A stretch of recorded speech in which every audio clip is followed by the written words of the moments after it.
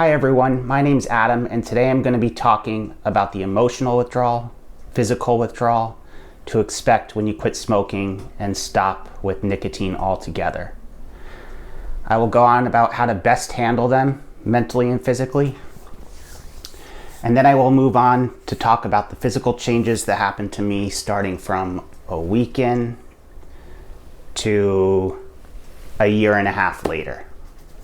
At first, I switched to 4 milligram gum. My main goal at the time was to just stop the cravings for the actual cigarette and just get addicted to the gum. I figured at the time I didn't even really plan to quit nicotine for a long period after that. I just wanted to clear out my lungs and get healthier in that way.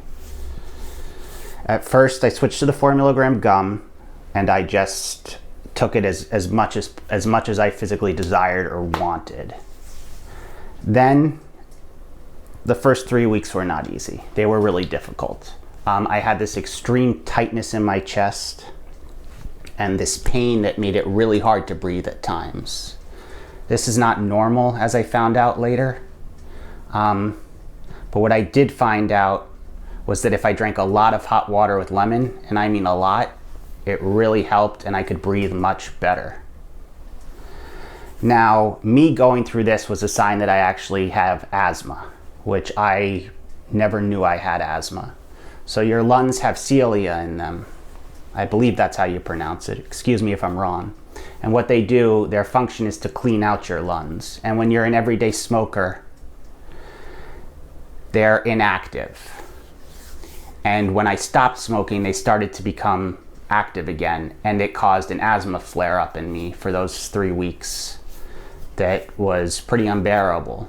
Now, had it not been April of 2020 during lockdown, I definitely would have gone to a doctor about it, but I didn't. So I ended up going a year without even knowing I had asthma. A year where if I was around a fire or around seasonal allergies, I would have trouble breathing. And I just thought it had to do with my lungs healing themselves from quitting smoking, but it had nothing to do with that at all. Now, after those 3 weeks of suffering initially, I could breathe better than I've been able to breathe in years. More than I could even remember. I mean, I couldn't even remember back to when I could breathe so well. And that was just a few weeks after quitting smoking cigarettes. Now, for the next 3 months, I stuck to that 4 milligram gum, taking it whenever I wanted. And I'd say about a month to 2 months into it is when I really lost all cravings. Like if I had a nicotine craving, it wasn't to pick up a cigarette. It was to have a piece of Nicorette or whatever nicotine gum you go with. Now, after the 3 months had passed, I moved down to the 2 milligram gum, again, taking it whenever I desired. I went a whole other 3 months on the 2 milligram gum before I started cutting back on that. Now, I was having about 12 pieces a day of the 2 milligram. So initially I went down, I had a week where I controlled myself and I had 11 pieces a day. And then a week where I had 10, and so on and so forth until I got down to 5 pieces a day. And that was when I decided it was time to finally go cold turkey on the nicotine altogether. The gum was starting to irritate my mouth, and I didn't want to go back to smoking cigarettes. And so I just stopped one day. Now, when you do decide to go through the physical withdrawal, it's a lot less scary than you've been told all these years by people, or at least as I had perceived it. I was terrified of it. And I had been through withdrawal from other substances, but I was really terrified of nicotine. I heard it was like withdrawing from heroin and this and that, and it's nothing like that at all. I would recommend you take a few days where you can just lie in bed and relax around the house. Don't go to work, don't have a lot of stress if you can. Basically, it's like it's being ill for a few days is what it's like. Not even, I've had colds way worse. It's just, and it only lasts 3 days.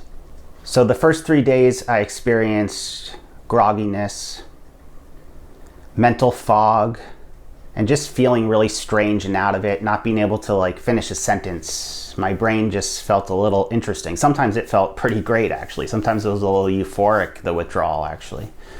After about the first day, I wasn't really craving nicotine anymore. I was just dealing with the sickness and I wasn't really relating it to that anymore. And it amazed me that it was just done in 3 days. So now what did linger for about a month or two was an increase in anxiety and depression. The anxiety and depression was worse for me probably because I'm someone who already suffers from anxiety and depression. But I'm assuming for normal people it wouldn't be nearly as difficult. It did go away after about a month or two. I don't really remember the exact time length.